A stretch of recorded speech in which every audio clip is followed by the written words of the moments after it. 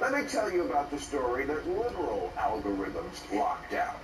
Her name is Sia Weaver, and if you ask anyone in the blue sky bubble who that is, they'll look at you like a turkey looking up at the rain.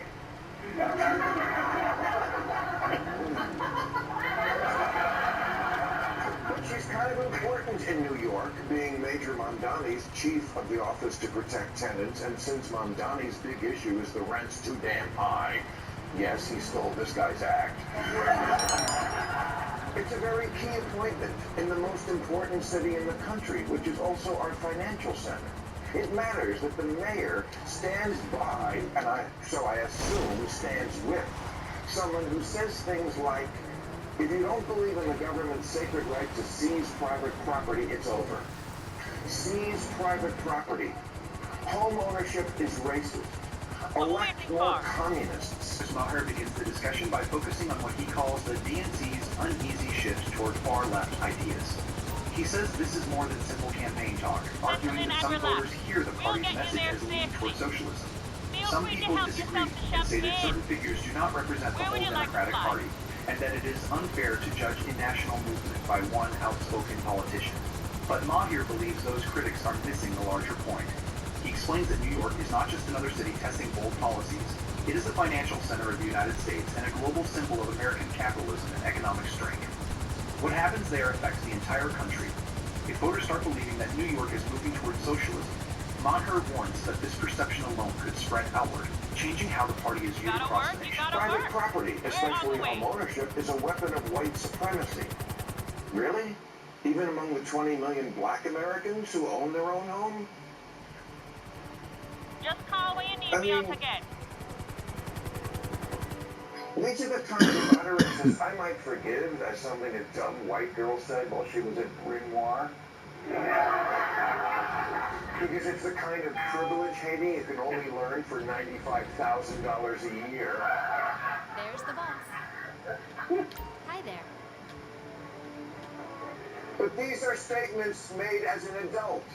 Yes, for co-eds from elite private colleges, you're only a lesbian until graduation, but the communism lasts a lifetime. Maher continues by arguing that the Democratic strategy is collapsing for one simple but politically sensitive reason.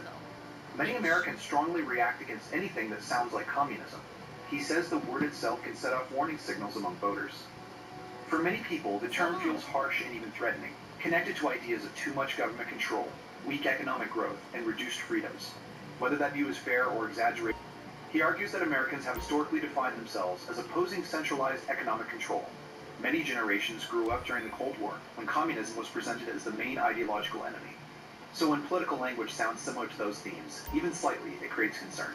Maher says dismissing those worries as ignorance only increases division.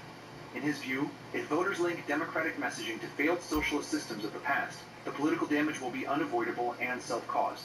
Democrats seem to be having this debate whether or not Mayor Mamdani is a socialist or a democratic socialist. Let me settle it. He's a straight-up communist. How do I know this? Well, I'm reading between the lines when one of his major advisors says, elect more communists. Maher argues that openly using socialist labels is harming the Democratic Party's broader image. In his view, it is not only about one politician's platform, it is about public perception. When a well-known leader supports policies that many people call socialist or communist, opponents quickly use that against the entire party. Maher believes this narrative can be politically expensive. What surprises him more, he explains, is that even many millennials are not automatically convinced. While younger voters are often described as more progressive, they are also practical about economic issues. They think about jobs, rising prices, business growth, and long-term opportunity. If policies seem too extreme or financially risky, support can fade quickly. Mean's broader point is clear. Promoting figures like Mamdani into major roles gives critics a chance to label the DNC as moving too far left. Once that label sticks, correcting the damage becomes a difficult challenge the party may struggle to overcome. Fine, it's a belief system. He's allowed to believe it, and people are allowed to vote for it. But if liberals deny it, like he's just going through a goth phase, they're going to lose more elections. This is not a communist country. Maher's point is not just personal opinion. It has already become a topic in political media discussions. On Real Time, He described Zoran Mandani as a direct communist and warned that Democrats risk losing elections if they ignore how that label sounds to voters. He may have an argument. Although views on socialism have changed among Democrats, a Gallup poll shows that most Americans still prefer capitalism over socialism. Many Republicans also see socialism very negatively, meaning labels like communist or socialist still carry strong political impact. The United States is not Venezuela, and it is fair to say most voters do not want their country to experience similar economic instability or crisis. Maher argues that if Democratic leaders allow opponents to describe them as radical or extreme without responding, that branding could seriously hurt them, even in the 2028 elections. Turned one of Latin America's richest countries into one of its poorest. Low wages, high inflation, shortages, outages, 8 million people fleeing. If you think New York can somehow reinvent this wheel, you're in for a rude awakening.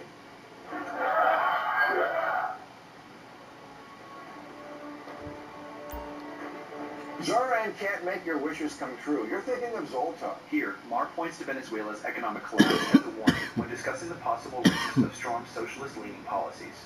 It was once one of Latin America's richest economies, but it later suffered a long and serious downturn.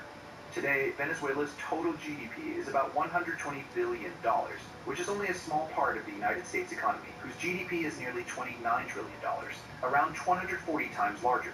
That sharp difference is important. The U.S. economy supports innovation, jobs, and global influence. While Venezuela has faced shrinking production, shortages, and major drops in living standards over the past decade, America's strength comes from democratic institutions, diverse markets, and a system that rewards productivity instead of central government control. Unlike Venezuela, where heavy state intervention helps cause a crisis, the United States has kept resilience and wide prosperity. Maher's point is that moving too far away from those principles can bring serious political and economic consequences. Democratic socialism is like a dating profile. Things look great until you meet up in the real world. What can I do for you? For example, Bernie How do you Sanders, choose his between your big thing children? was always bringing single-payer What vehicle health should I care tell them to you our want? country of 340 million. But when liberal tie-dyed Vermont Okay, I'll tried get it to do landed it on for my a own. population of 626,000, it collapsed like that poor in the Oval Office last week.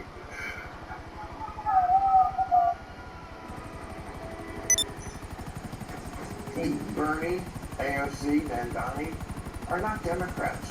They'll be the first to tell you that. They're democratic socialists, and that's a very different thing, and I don't think people know that yet. Maher says he is simply stating what he believes is true. In his opinion, figures like Manny, AOC, and Bernie Sanders do not match the traditional image of the Democratic Party. He suggests they work under the Democratic name while promoting a much more ideological agenda that does not always align with mainstream party values. Whether the DNC officially supports that direction is open to debate, but Maher hints at the party's silence often speaks louder than formal statements.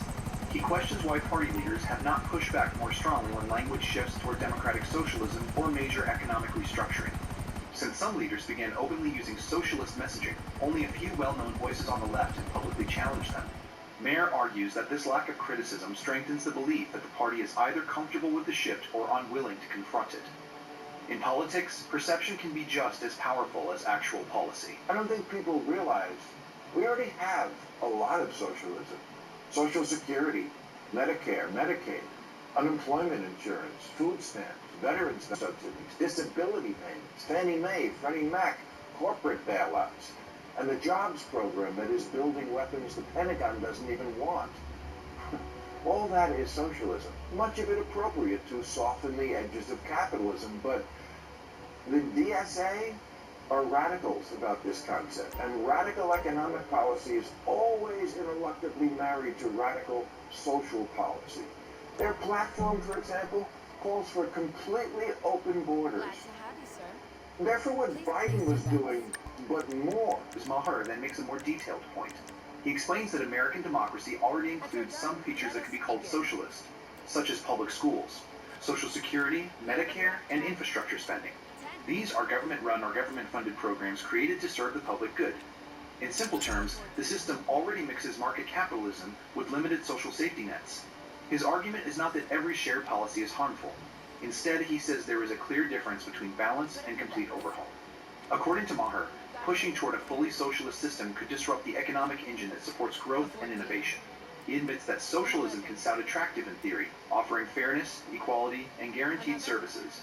On paper, it promises stability and shared success. However, he argues that real-world results are more complex.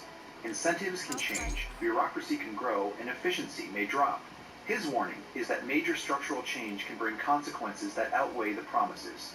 We're petrified of COVID, masking 2-year-olds who never would have died from it and keeping schools closed for far too long. Dumbass shit. They're definitely afraid of their kids. Dumbass Who shit. from time immemorial have always come up with bad ideas. They're kids. Thinking up stupid shit is what they do. But parents used to tell them, that's ridiculous. The world doesn't work that way. Not today's parents. They say, you're right, honey. Gender is just a social construct. Please, sometimes your mother and I forget which one of us has... Maher returns to what he believes was the Democratic Party's earlier mistake, leaning too heavily into what critics call woke politics. He argues that strong cultural messaging, identity debates, and strict ideological standards pushed away many moderate voters in past elections. In his view, that gap helped cause losses the party is still trying to understand. What surprises him most, he says, is that instead of adjusting, some groups appear to be moving even further left. Maher suggests that doubling down, shifting from cultural progressivism to more openly socialist economic language could worsen the issue rather than expand support. Elections are won in the political center, he argues, not at the extremes. If the party misreads public opinion and treats past defeats as a sign to become more radical instead of only with greater consequences in future elections. And I don't know if we're still banning TikTok. That was before we changed the rule in America to Trump decides what's a law. But I know it wouldn't even be an issue if parents would sack up and tell their kids to get off the f***ing phone. Democrats are still afraid of the mean girls who police their far-out fringe. Massachusetts Congressman Seth Moulton had a perfect score on LGBTQ issues from the Human Rights Campaign. But when he said, I have 2 little girls, I don't want them getting run over on a playing field by a male or formerly male athlete, his own campaign manager quit. In the end, Maher's argument comes down to one main warning. Perception matters, and political branding can determine a party's success or failure. He believes the Democratic Party is getting close to labels and ideas that make many Americans uneasy. Whether it involves strong progressive cultural views, the rise of outspoken democratic socialists, or hesitation to clearly distance the party from communist language, Maher sees a pattern that may become costly. His larger concern is not about rejecting reform or ignoring inequality. It is about political reality.